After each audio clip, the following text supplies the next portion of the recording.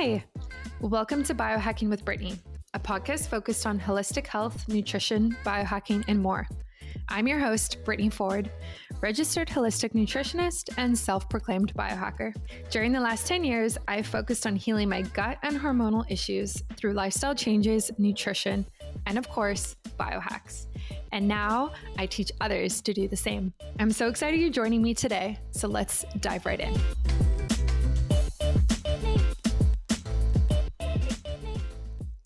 All right, welcome to another episode of Biohacking with Brittany.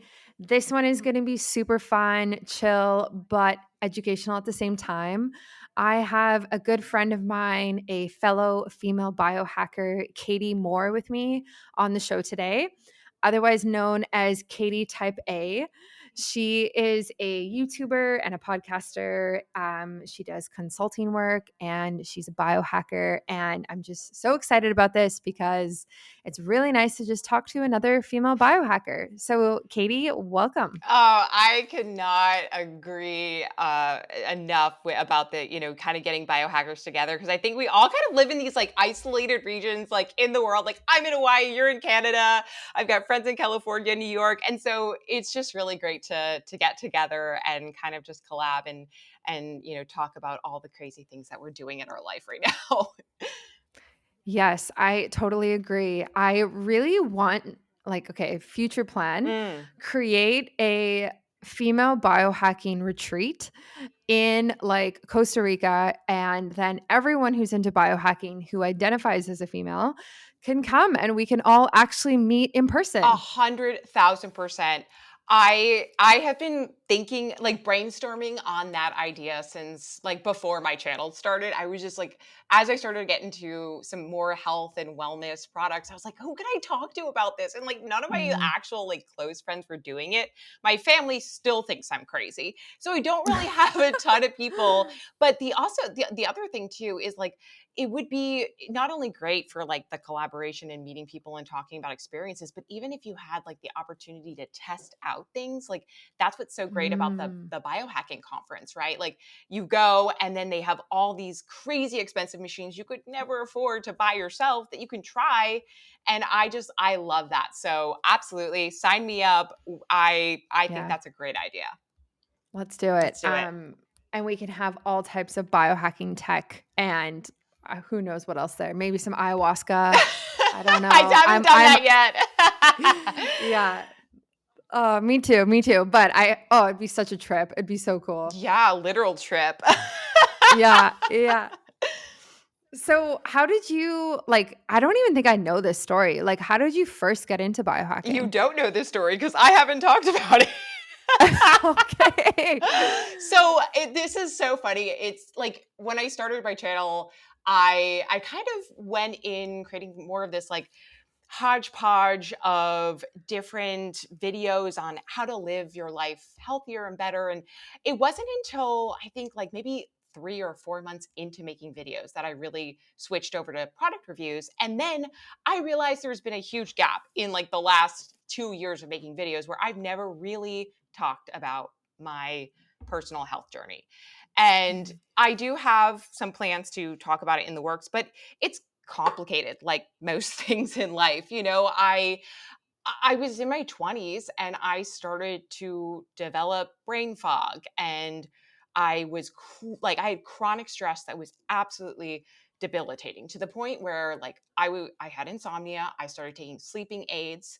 I was burnt out. I got fired from my job at SoulCycle because I was so stressed and I didn't know how to like manage my stress levels. And I felt like I had hit rock bottom. And I think the crazy thing now is like listening to a lot of other biohackers in the space or people who have kind of come into the health and wellness world really do talk about having these like really low points in their lives.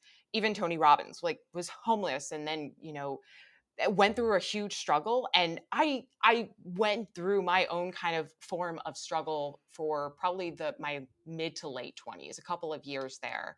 And I'll never forget like the moment I discovered biohacking, which I think, is one of the reasons why I've been such a huge proponent of Dave Asprey and really the kind of the bulletproof mantra. But I was listening to this podcast. I think it was like with James Altucher. It was something really random, interviewing Dave Asprey about brain health. And so I was Mm. starting a new job. I wanted to be smart, and I felt like everything was so tough and difficult, and I was having a hard time just feeling like my brain was working. And so I listened to this podcast. He started talking about all these things I had never heard of. So, mind you, this is like almost 3.5 years ago.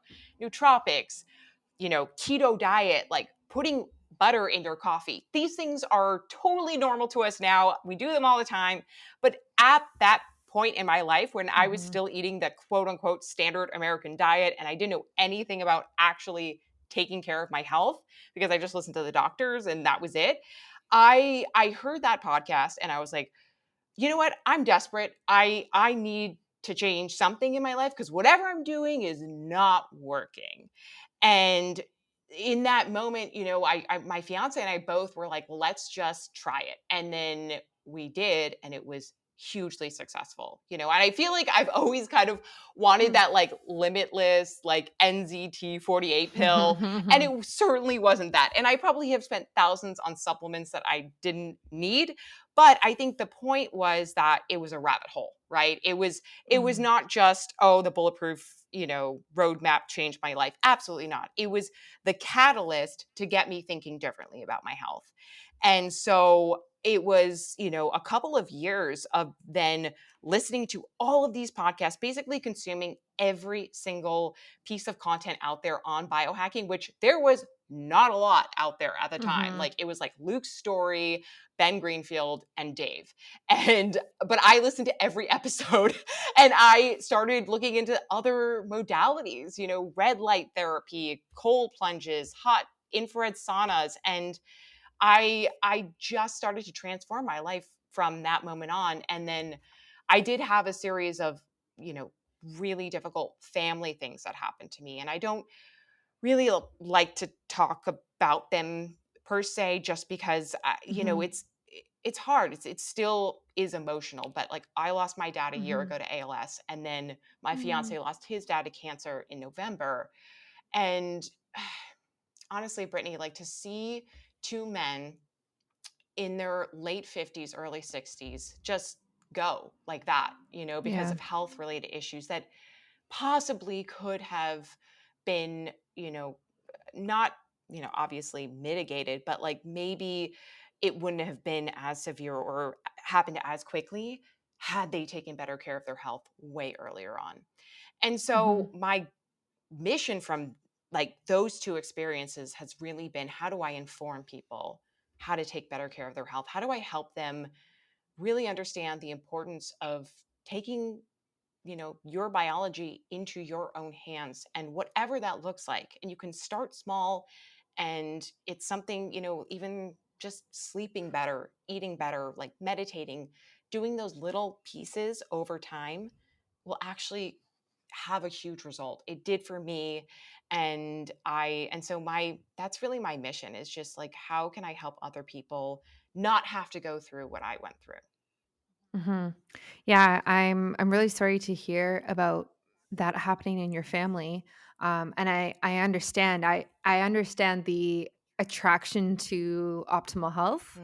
Mhm. And also like how do you educate the people closest to you about that without sounding like totally woo woo and totally nuts. Yeah. Um and I think I found biohacking right around the same time as you. I like mine was 2018, like early 2018. Mhm. Um, and kind of similar, like it was not very popular at the time. And I almost just didn't even know where to start. Like it kind of felt overwhelming when I was like listening to the few podcasts that were out there, like nootropics and red light therapy. And I was like, wow, this is like a lot to handle. Like I don't even know where to start. But I really, really like agreed with the philosophy of biohacking. And that's kind of what has kept me through it. And it kind of sounds like it's like similar with you. Mhm. Um, But, like, your attraction to, like, this type of way of, like, being and thinking, do you think that's primarily, like, nature-based, or is it more nurture-based in your case? Oh, that's a great question. And I think it is very much in my nature. So the Mm, reason why I branded myself as, Katie type A is was very deliberate. Like, I am super type A. I've been that way my entire life. I've always been like, where's the microphone? Can I take it? Like since I was a kid, I would go up to people at parties. I was like 4 or 5. I would go over to the older people's table and I'd like sing them a song, and like I love to entertain. I love to talk to people, and most importantly, like I love to hear people's stories and be educated mm. and then educate others. Like I knew I was never really cut out to be a teacher because I don't have that great of a patience. Like my sister who has the patience of a saint, and I commend her, but it was like that was never really kind of my goal in life. But I knew there was a part of me that was just like I love to learn so much. I love research. I love writing. I did dabble, obviously, into the journalism thing, which I've talked about a lot. And that was a tough field. That was a hard Mhm. point in my life where I was doing what I thought I everybody kind of was expecting me to do, right? Like, okay, so you basically like to learn, you like to research, you like to write, and you want to be on camera. Cool, go do journalism. And so I started in radio and TV in New York, and I was fresh out of college, and I was like, you know what? I'm going to just take the bull by the horns, and I'm going to just become something. And then very quickly after leaving college and going into hard news, I was like, this is not the stuff I want to be talking about at all. Like, Mm. this is not part of what's making me feel fulfilled. The In addition to the hours just being absolutely insane. I don't know how journalists do it, but you are just chasing stories left and right. You are going to every like house that's burning down and you're talking to the families, and I just felt like that was not at all in alignment with what made me feel fulfilled as an individual or person. Like there was something very very wrong about like going to a funeral and waiting outside to talk to the parents who were grieving. Like I had a couple of moments Yeah. in that time period where I was like, I can't do this anymore. But that fire inside me to continue to still do that type of work was there. I just needed to figure out a way to actually apply it to something that mattered to me and something that would Right. light me up. And that is when the YouTube, kind of life sort of started, where I was like, I can do everything I like and talk about the things that matter and make my own content. Like this is insane. So yeah, I think it's definitely, to kind of come back to your answer. I know that was very long winded, but I think it's multifaceted, right? Like I've always kind of naturally been that way, but then over time I realized that like I do have a skill set, but I just needed to apply it in the right Mhm. way. Mhm. Yeah, and, like, you've applied it to YouTube and your podcast, and yeah, it's cool to kinda, like, see that, and because like, those platforms are obviously online, you're able to reach more people.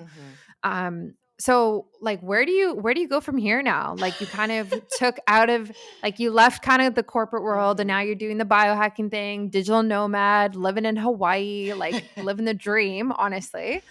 But yeah, like what do the next few years like look like for you? Yeah, it's one of those things where I don't exactly have the 5-year plan etched out perfectly. I have a Mhm. couple of big goals that I want to hit. I mean, I know this is absolutely insane, but I want to hit 50,000 subscribers by the end of the year. And Nice. just because I needed to kind of set some type of data point for me to be able to measure Mhm. against. And then from there, the next 5 years is going to be, well, how can I be able to afford to kind of live this lifestyle, of working digitally? Because like for a very long time, and even up until now, like am not making money off the channel. Like I spend a lot more money on buying products and resources and all of that than I do on actually making money. So that's Mhm. tough, right? Like I have to think Yeah. of myself as kind of an entrepreneur who is just, trying to use the medium of YouTube and podcasting to really get my message out. And that has always been like 100% my mission, and I will not sell out, and I do not sell out. And so anytime I decide to like partner with another company, it's got to be totally in alignment with where my brand is going. But yeah, I mean, I think either doing some type of, work on creating a company, or doing something way bigger than just YouTube, and really creating this kind of type A framework brand to do retreats and to do kind of meetups. And I want to touch more people, and I think through YouTube is a great and fast way to do that. But I do also want to make some really intimate connections with people, and do much more work on the consulting front and on talking to people one on one, and then write a book about it. So I have a lot of Mm. like um, you know milestones that I need to hit in the next few years, but that's just kind of a little peek at what some of those are. But yeah, I mean, I think just like I've kind of learned in life, you never can predict what's going to happen, and you just have to be Yeah. ready to kind of, you know, take on an opportunity when it arises. Yeah, I love that. One of the biggest things that attracted me to biohacking, and especially now female biohacking, is how it is not saturated at all. Hmm. Like, there is very, very few voices right now in this space. So, creating a business, creating a consulting business, a retreat business, whatever it is in this space, like, you could do it now and blow up and just stick with it for 5 years and really, really reap the rewards because you're such an early adopter. That So I love that. that's I love such it. a great point. And what's crazy, Brittany, though, is that like you get your metrics for YouTube, and I like do realize that I am kind of in a very small pool of people who are doing a lot of very targeted biohacking videos on YouTube, but the Mhm, majority of my audience is men. And mhm. so that makes me question, like, why are more women not interested in this? And I don't really have the answer to that, but I think that there is definitely going to be a shift, and I think we're starting to see it happen. But I Yeah. don't understand why there aren't more women thinking and talking about these kind of issues like you and I. Or maybe there are, and they're just going about it through a different platform, maybe, Mhm, that I'm not aware of. So yeah, I mean, I just that's my I don't know if you have any like stat, you know mhm. info, but like, yeah, I thought that was crazy. Yeah, yeah. So on Instagram, I'm almost 50-50, but I think I might be like 60-40 woman. Hmm. So I'm slightly more female based on Instagram. But my podcast is more male based, my Hmm. listeners. The last time I checked, which was a while ago, but still. And I think it's male dominated, or we think it's male dominated because of the leaders, right? So like the people you already like mentioned earlier, like Dave Asprey, Ben Greenfield, like these are like two Caucasian Mm. men around the same age. I'm assuming. I don't know how old they are. Same with Luke Story. Same, like, so we're the people who are kind of like leading this force are all kind of the same. So that's like something that, and I was going to bring up later, but we can definitely talk about is like I have a bit of an issue with like the lack of diversity in biohacking. And it's even like it's even bigger than biohacking, like even the wellness space too. And I've started to actually look for somebody to bring on the podcast to talk about this because it's very like, I don't know, you kind of look around and everyone looks the same. And like biohacking, it's very male dominant. And like, how do we get more female led companies that are leading the way? And also, like, ethnicity as well is a massive issue too. I totally 100,000% agree. And as a female who is trying to kind of like take a charge in this space, and I know you are too, and like it's people like you as well who are creating companies that are, completely female founded, and, actually taking a stab at this industry. I mean, I think we are kind of going to be, I hate calling myself an influencer, I'm definitely not, but like we are going to have an influence on the space. I'm sure of it. Hmm. I think Hmm. like a lot of the paradigm is shifting as we're seeing some of them getting older. And it's just a matter of, you know, I I question it all the time. Like, why is it that just, this kind of set group of people are always the ones that are kind of raising their hand? And I think like it's going to be, a small shift and small change over time that we're going to start to see more women emerge. And it actually gives me more fuel, to be completely honest. Like Mhm. seeing all of even my like YouTubing guy friends, they're, my quote unquote male predecessors. I'm kind of blowing them out of the water at this point on YouTube. Good. And I hope they're not listening, but like they know it. And so, that's kind of showing me, okay, so I can play in this male dominated industry just like you guys, and I can Yeah. win.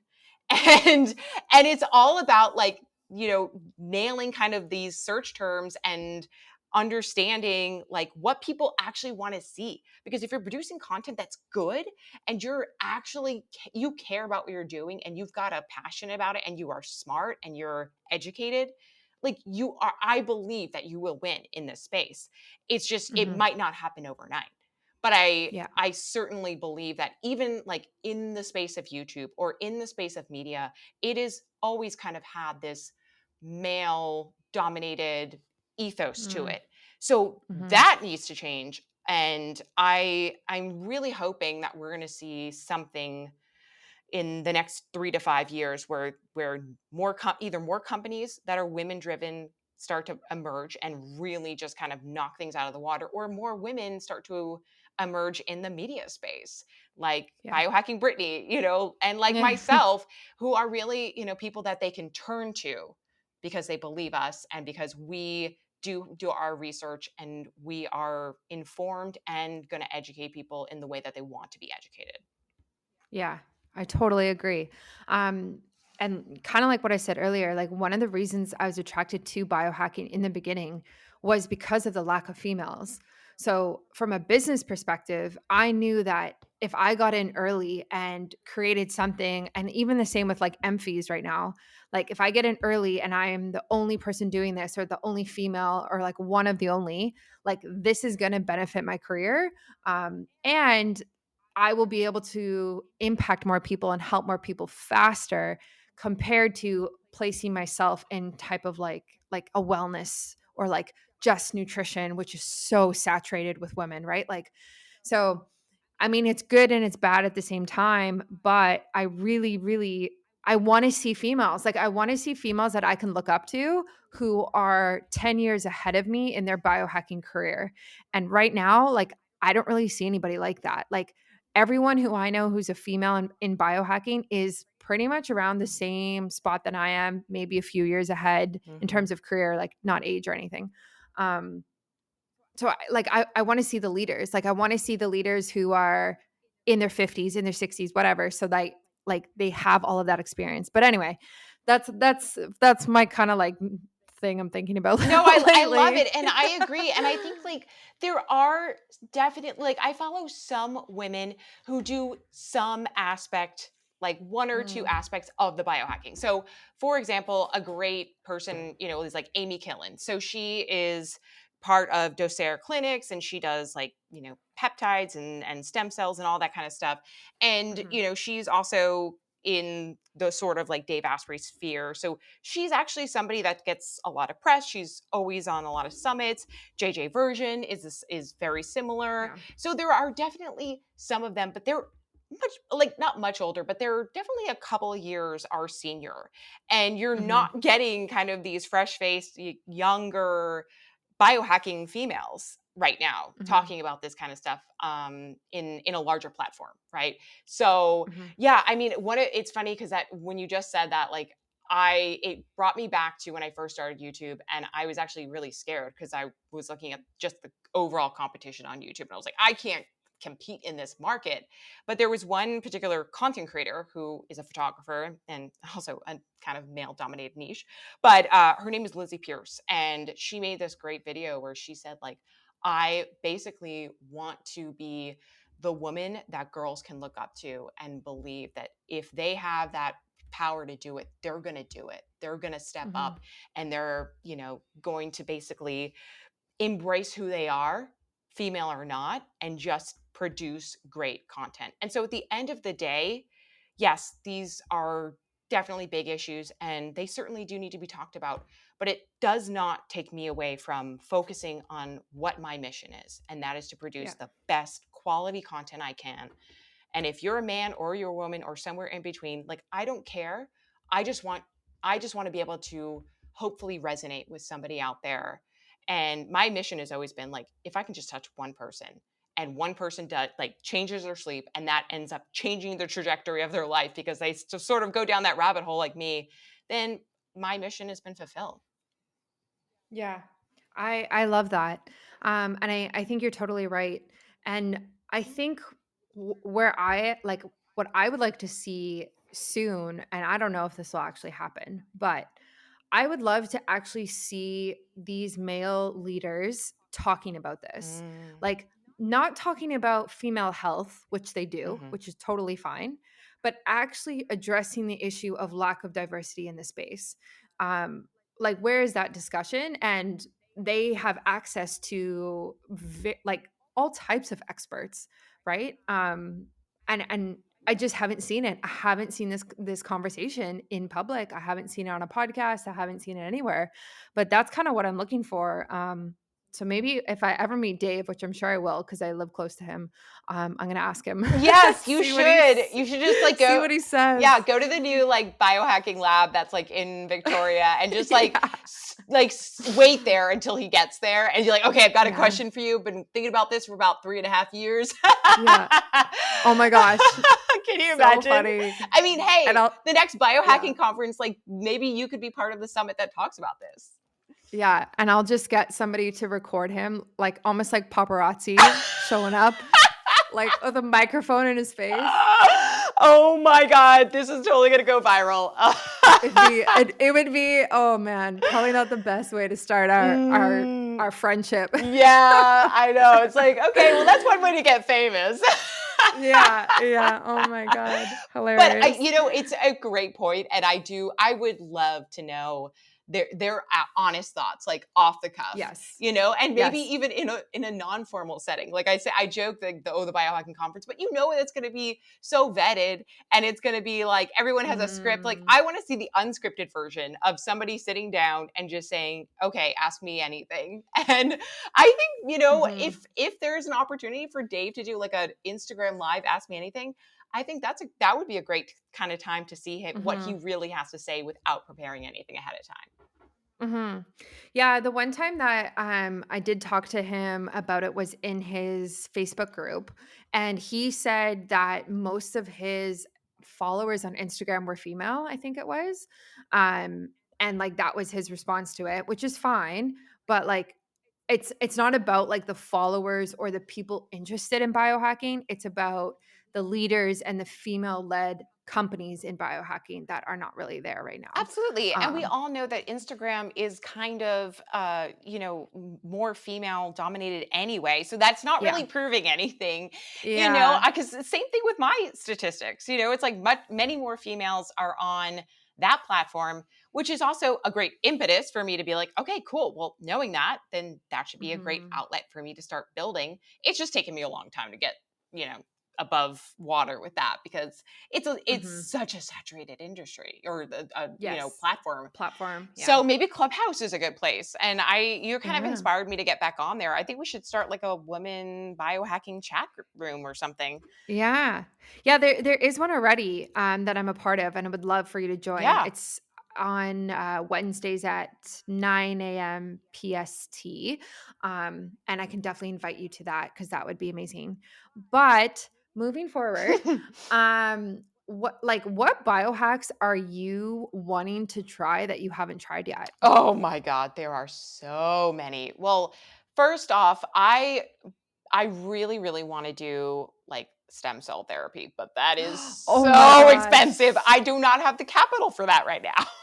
Yeah.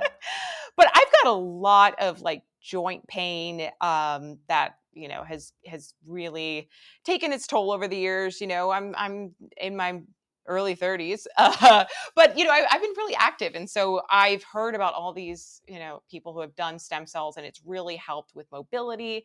And then also, I think, like, I know you just did like PRP. I've been also thinking about doing that. Oh, Really cool yes. stuff.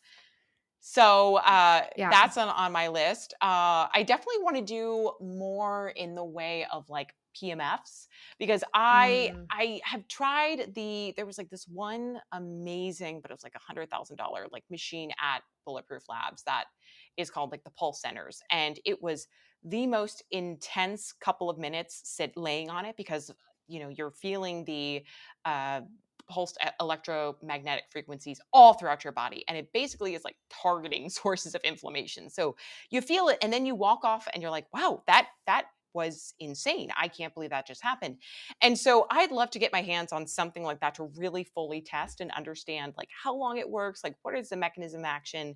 Because it's really hard when you just do something once, right? Even hyperbaric, Mhm. that's another thing. Like there's a place in Kona, Hawaii, that I'm looking into doing some hyperbaric training at, but the pricing is so astronomical. That Yeah. is a huge issue for me right now with the biohacking world. So many of these things are just kind of untouchable because they're so expensive. Yeah. And so hyperbaric would be something. I'd say altitude training, and I would love to do, like, I know that they have at like the upgrade labs, like some of these like cool pods where you end up doing more of this kind of like meditative, almost like a flotation sort of device, except you're not in water. I'd love to really give those a fair shot, and kind of see what it's like to sort of immerse yourself into this sort of like uh, artificial intelligence virtual kind of experience where you really can kind of tap into your like higher emotional state of Mhm. being. So yeah, those are some of the things that are like big ticket items for me. Yeah. Yeah, I love that. A lot of what you touched upon, I actually haven't done myself. I was just looking at stem cell therapy this morning because I got sent an article about somebody who does it and flies down to Mexico to get it done. Um, I don't know like the regulations around it. Like I'm not an expert at all. Like I think it's pretty hard right now to actually get it done, from what I understand. But it's so interesting. Like, and I think about how you can take stem cells from an umbilical cord, like when you have a baby. And I was just reading, and there's actually a place, like a organization in Canada, that you can actually freeze your umbilical cord and like keep it in a place and use your stem cells in the future. And I was like, wow, like that is so cool, because then you can just like put them back into your body and like I don't know, like I'm not at that point yet, but I just find that type of thing fascinating. And I definitely think I will be doing stem cells in the next few years. Oh, absolutely. Because right now, I think they take them from another source, or, Yeah. and this is Yeah. actually crazy. Because so about a year ago, I got all four of my wisdom teeth taken out, and I had made the proposition to my fiance. I was like, "So I know there's stem cells, like when they take it out, can we freeze those?" And he's like, "No, that is way Oh too my gosh. expensive." And he's like, it's like not. I don't think it'd be worth it, but it was definitely like something that crossed my mind when I was getting my. I was like, "How can we make the most of this in a biohacking way? Let's freeze the stem cells from my wisdom teeth." He's like, "Okay, no, no, no.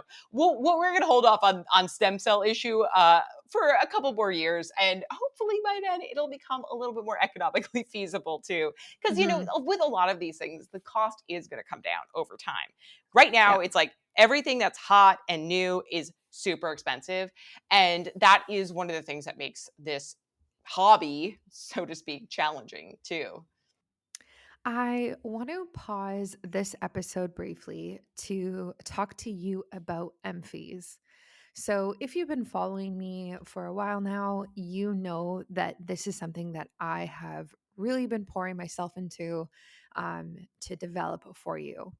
Emphies are healthier underwear for women made by women. They protect against EMF, radiation, and bacteria. And they do that through the type of fabric that I'm using. I've started going to sewing classes and pattern making private lessons in order to make sure that these are very modern, comfy and cute and not granny panties, unlike the couple of options on the market right now. So this is super important. The underwear protects the female reproductive parts, specifically the ovaries, from all of the radiation that's around us. So in our car, from Bluetooth, from our phone, from computers, from Wi-Fi, all sorts of things. And this matters, right? Like we're learning more and more about how our environment impacts our health, and EMF is tough and radiation is tough because we actually can't see it. So it's kind of one of those things that we just don't necessarily think about because we can't like visually see it on a day-to-day basis, but that does not mean it's not impacting our health. And the science backs this up now. There are countless studies on this, on how EMF can impact fertility, ovulation, pregnancy, also like cancer and mitochondrial health. The ovaries are actually the most dense organ in the body that has mitochondria in it. They have 100,000 mitochondria per cell in the ovaries, like per cell. That is insane. And so we really want to make sure that those little mitochondria are doing their best, are functioning at their best. And we want to block any EMF, any radiation from impacting how they function, because I want women to have healthy cycles and healthy hormones and healthy pregnancy and fertility, and not have further, much more serious complications in the future. So, this underwear helps you get there like one step closer. And so that's exactly why I developed it. And so pre-orders are coming this summer. I'm really, really excited about it. It's gonna be a lot of fun, and it has been a lot of fun in the months that I have been developing them. So if you're interested in getting on the wait list, the waitlist can be found at biohackingbritney.com/emfies. That's EMFIES. Super easy. Or you can just go to the link in my Instagram bio. You can just sign up right through there as well. So definitely get on that wait list. It's growing pretty quickly. And everyone on the wait list will have early access to pre orders, which is super important because it's going to be quite a limited quantity to start, I think. So get on the wait list. And yeah, if you have any further feedback, I'm always open to hear what you think and what you're looking for, even product wise. Like, yeah, and a bunch of you have already asked me if I'm going to be creating things for children or for men, which is very interesting. But I think we're going to focus just on the females for now. So get on the wait list, and I look forward to dropping these very soon. Yes. Yeah.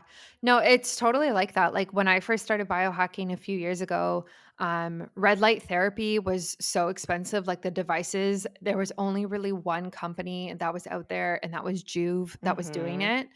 And now there's so many red light therapy companies.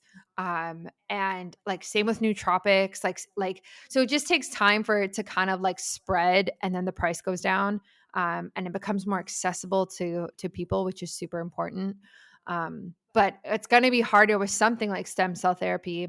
But like PRP is even becoming better as well. Like I just did another treatment last week, and it was fantastic. And yeah, I can totally see you doing PRP and doing a review on it. Like it's you gotta try it out. I know. I just don't like getting my blood drawn. I like pretty much always like pass out. I know this is like so not Um, biohacking of me, but it's a little like, I think it like definitely stems from like one bad childhood experience, because that's really all it takes in life is just one thing to go really wrong when you're like 4 or 5 years old, and then you are scarred for yeah, life. So yeah, the whole blood thing on my face, yeah, I'm intrigued, don't get me wrong. I just it's gonna take me a little while to kind of get that stamina up to actually go forward with yeah, it. yeah. Yeah, honestly, like I totally hear you. I don't really have an issue with needles or blood or anything. But the results from PRP are really, really amazing. In terms of like scars and lines and like filling in like dark circles under your eyes, texture, like all sorts of things. So And it's really nice to just use something that comes from your own blood, like the Mhm. platelet-rich plasma is what PRP stands for, and it comes from your own blood compared to using something like fillers or Botox or something more synthetic, which is, like, neurotoxic and has other issues. So, I think it's only gonna like, the price is only gonna get lower, and it's gonna become more accessible for everybody. Yeah, I'm so excited for that. And especially because my skin has changed a lot since moving out here. They don't tell you this Mm. in the brochures when you move to Hawaii, but if you've been living, in a kind of colder climate, like say New York or California, you come out here and I feel like I'm a 14-year-old like teenage boy right now. Like I have so much acne, it's not even funny. Like, Wow. yeah, I have been breaking out like crazy, and my hair is even like changing. It's like so much more oily than it's ever been. So there's a lot of like actual shifts that are happening to my body as a Hmm. result of just changing in like going from one climate to another. So I think like I'm at my wit's end right now. So I'm like I'm kind of at that point where I was a couple of years ago with like my brain health, and now I'm getting there with my skin health where I'm like, I'm kind of desperate for something that's going to actually have an impact. So if you really think PRP is great, I might just have to Mhm. find I'm sure there's a place on the island. I might just have to find it and just do it Yeah. and close my eyes during the needles. Yeah, yeah. Have you had your hormones tested recently at all? About like 6 or 7 months ago. But yeah, Okay. it is funny enough, it is a lot of it's happening in the like in the areas right around your jawline, which tend to be more hormonal related. So Mhm, mhm. but yeah, I mean, I've been tracking my cycle pretty closely, and I'm trying to get in alignment with the sun, with the not the sun, with the moon, which is always really hard. Yeah. Um, but yeah, it's kind of the acne has spread elsewhere to kind of like my forehead and my chin as well. So I'm feeling like it's a combination of a couple of different factors. But yeah, this whole environment could be changing my hormones as well, which Mhm, is crazy to think that mhm. just moving to a new location. But if you think about it, like there's a lot of stress when you're in a toxic city with a lot of EMFs, or just even being in like that high beta state all the time. Is Hawaii's been the first place I feel like I can actually not be stressed all the time. And that's insane. So maybe my body's just like adapting too. Yeah, yeah. Yeah, because I know, like, last year when I had, an acne flare-up for, like, the first time ever in my life, it was exactly those spots of, like, my chin and my forehead, Mm. and it was very hormonal based for me, and a lot of people who have an increase in testosterone, like, for whatever reason, that's kind of where they will see that, especially, like, for women too.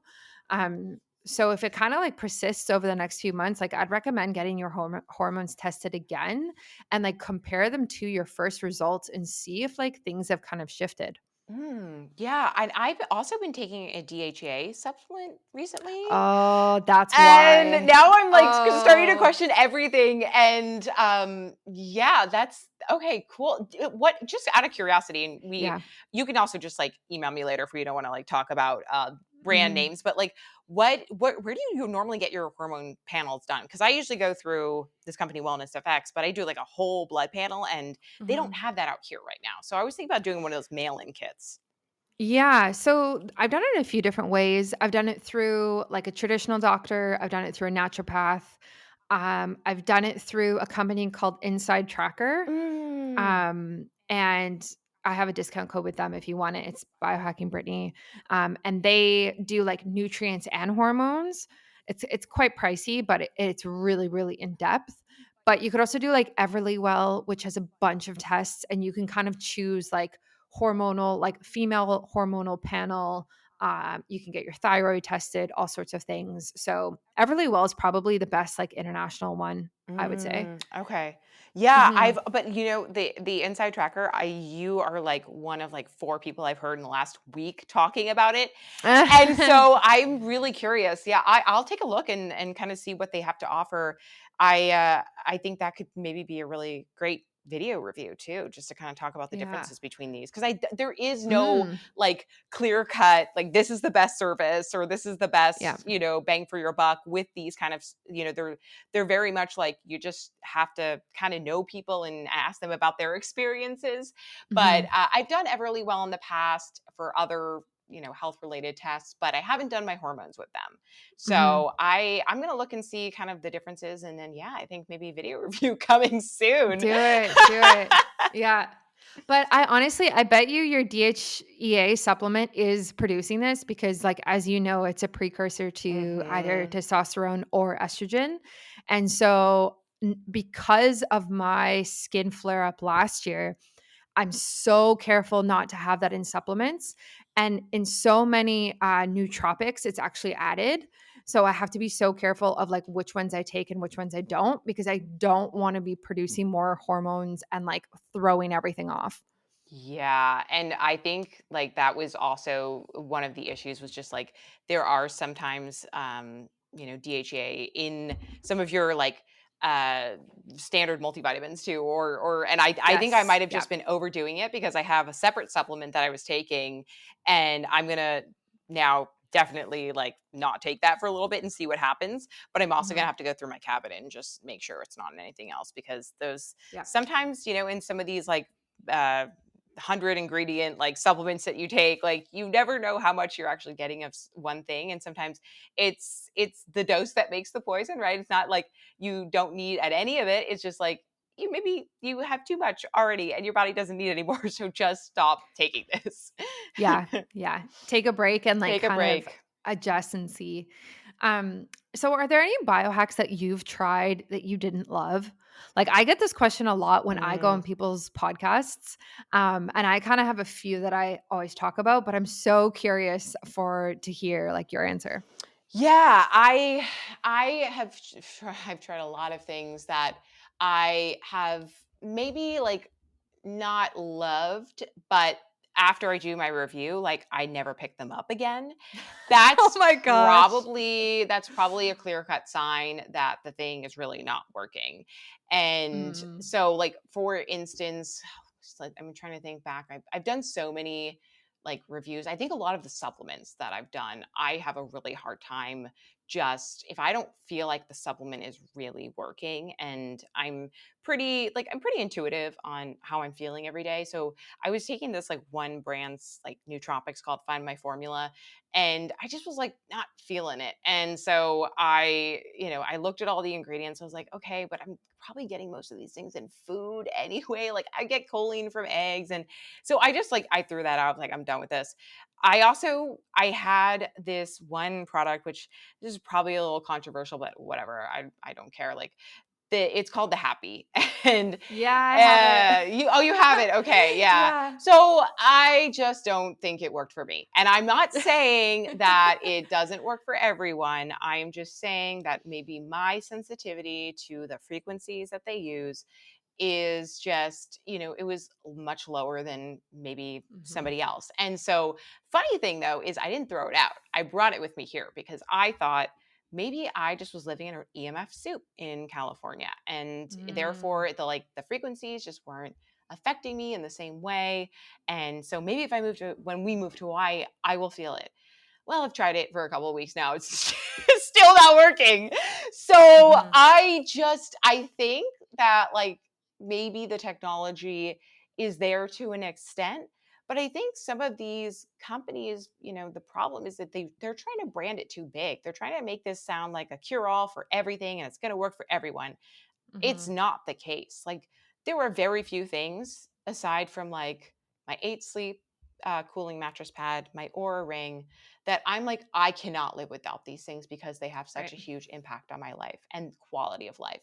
But most of the other things, I'm just like they're great, they're nice to haves. I use them when I need them, but something like the Happy is like it's so expensive and if it doesn't work immediately and you're not feeling some type of impact, then I'm not going to do it. I'm not going to try it. I'm not going to like continue to try to make it work because then I'm just sort of placeboing myself. So I've had those situations.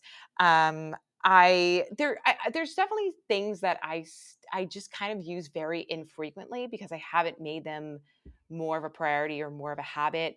And for those, I think it's like some of the like VNS or like the vagus nerve stimulation devices that I have. Mhm. I'm testing out one right now that I actually really like, but it's like really sort of hard to quantify. So here's like sort of the to kind of wrap things up in this territory is like the things that are really hard for me to quantify or anecdotally feel right away are sometimes the things that just don't stick around. And Yeah. so if I can accurately measure, do I do X thing and it has Y result, I'm probably feeling good about it.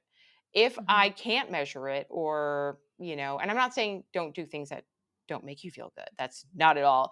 But it's just like some things are just really, really hard to quantify and require a lot of work to do them. And if that is the case, it probably is not going to stick around in my routine for very long. Mhm, mhm. Yeah, I felt the exact same way with Happy when they sent me one. I think the science is cool, and I think the idea is cool, and it's honestly really complex for me to even understand.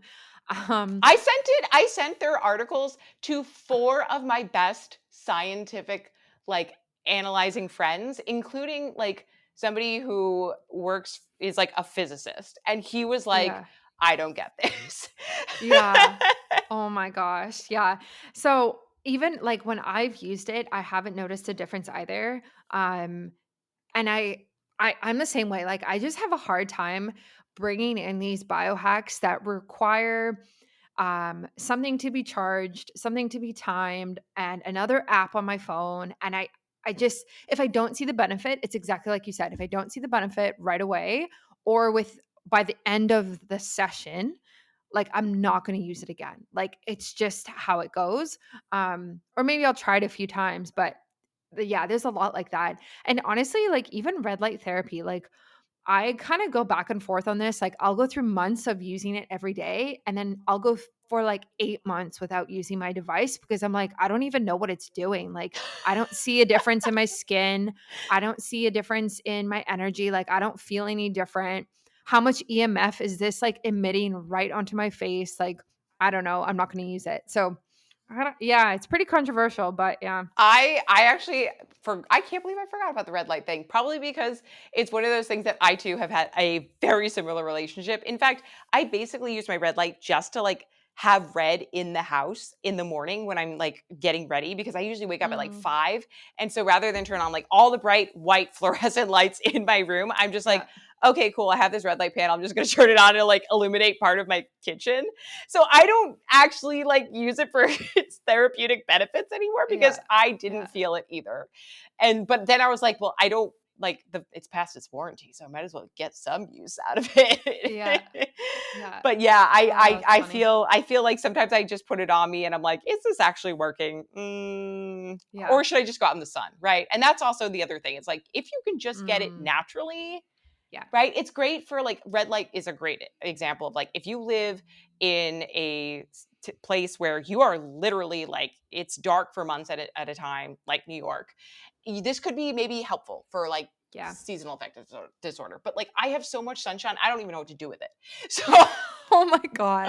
so I'm like, this is useless and pointless for me to like try and like do this like artificial like supplement in my house when I can just go out and get it naturally. So that's another Yes. thing that I'm starting to learn and get more comfortable with too. Yeah, I totally agree with that.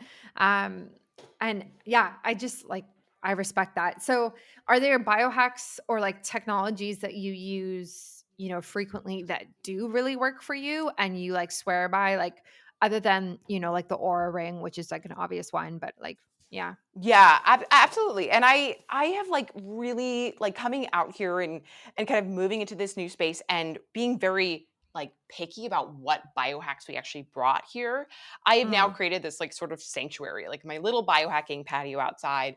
I have a vibration plate that I think we actually found it at Bulletproof Labs because we thought it was the coolest thing where you stand on it and it like vibrates at 30 hertz and it is phenomenal. Like you can feel your cool. entire body vibrate and I do it pretty like regularly. Like I say I do it like once a day, but I'm more like on that like 2 or 3 times a day just for a couple minutes because I feel like it actually does help with muscle tension and just waking me up. So I do that. I love my inversion table. Definitely it's really great for like neck and back issues. I have a trampoline and we have cold therapy. So we have like a little cold pool that we made, but it gets too hot out here in Hawaii. So we're gonna have to just take our ice and put it in like our actual bathtub. But I love cold therapy. I think the benefits are Nice. amazing. And we're getting an infrared sauna, and it should be coming Nice. soon. Yeah, we just ordered one, so I'm gonna be doing that. I told Jasper, my fiance, I was like, "You're probably gonna like look for me during the workday, and I'm just gonna be like in there, like it might be turned off, but I've been wanting a sauna for so long that I'm probably gonna use it like every single day for the next 6 months. Not even kidding. Nice, I nice. might have to do like a YouTube video, like why I decided to move my bedroom into the sauna.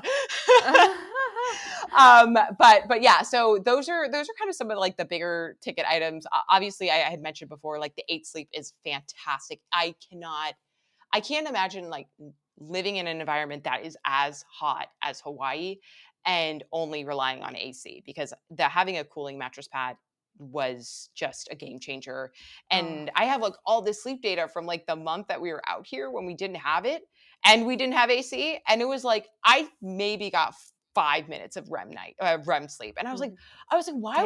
Yeah, damn. it was so the drastic difference. And again, this kind of comes back to like, why do we measure? Why do we have these data points? Is because it's great to see like things work and things don't work. And so that's something that I didn't even think about how much I actually needed it in my life until I really saw what it was like to not have it in my life. Yeah, Right. so And so for that one, for that mattress, like, how does it stay cold?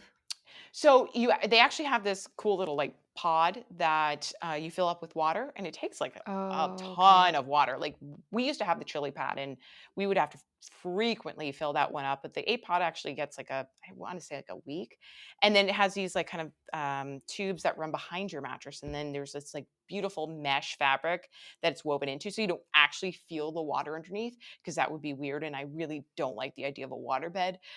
um, so you don't feel it, you don't hear it. It just you. But what's great is like you actually have an app and you can program it to basically go off at the same time every night and as cold as Mm. you want it. So I am very type A in this way, and I have it like starting at like -10 and throughout. And then, what's great is like it also like you can kind of see where your different stages of sleep are. So if you know that like, well, as I'm starting to get towards REM sleep, probably don't want to be too cold or too hot because either or is not going to help promote REM sleep. You really kind of almost want to be neutral.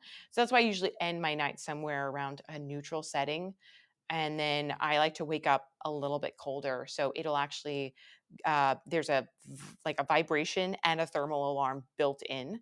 Now, the EMF situation with it is actually pretty low from what we've looked at, but it does Mhm. require like a Bluetooth or Wi-Fi connection just to get everything set up. So I will just put that as a disclaimer, but I haven't had Good. any issues and we've tested the EMFs. Good, good.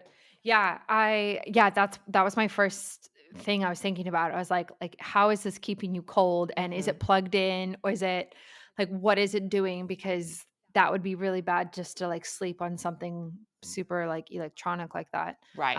But the water definitely makes sense. And yeah, that's one I haven't tried is like the chili pad, or something like that, like something cold, and we don't have AC in our place right now, and I really want AC.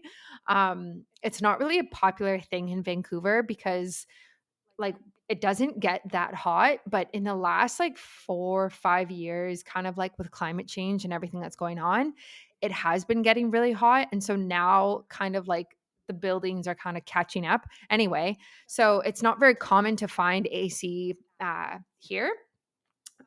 So like doing something like that would be very helpful, especially for the summer coming up. I should really look into it. Oh, absolutely. And at the end of the day, like your sleep is the time your body is recovering and recharging. And Mhm. it's like I would rather be really hot during the day, but have my sleep dialed in so precisely, because that's when your body is doing so much healing and so much recovery. So like I would prioritize that for sure.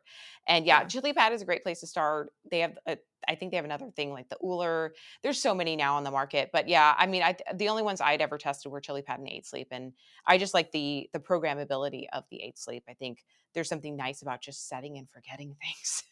Yes. Oh my gosh, I totally agree. Well, thank you so much for coming on this podcast. Like, this was so fun just to talk with you again. Like, I know you've had me on yours, but I just love connecting with you. And if people want to know more or watch your YouTube videos, like, where can they find you? Yeah, and likewise, it's always just amazing to chat with you, Brittany. Just kind of like, either on record or off record, and I think Yeah. we just have such a great connection. And so I am totally holding you up to that, female biohacking meetup, and then Yes. Oh my yes, gosh. that will be super super fun.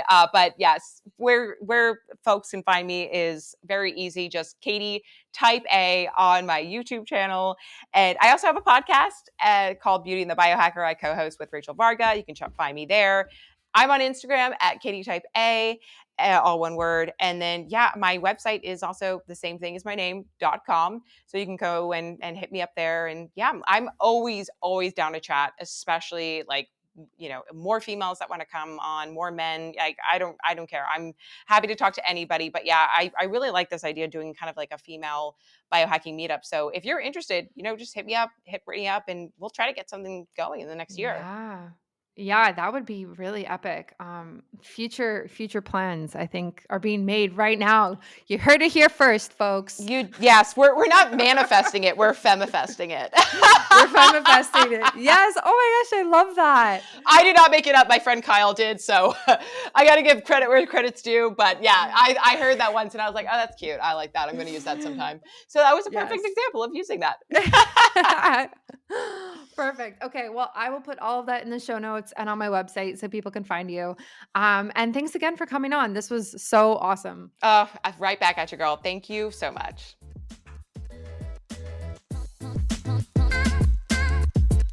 Thank you so much for tuning in today. As always, feel free to screenshot this episode and tag me if you'd like me to respond. I really hope you enjoyed it and learned something new. If you have a question about your health, my DMs are always open and I'm currently taking new clients. Thanks and see you next time.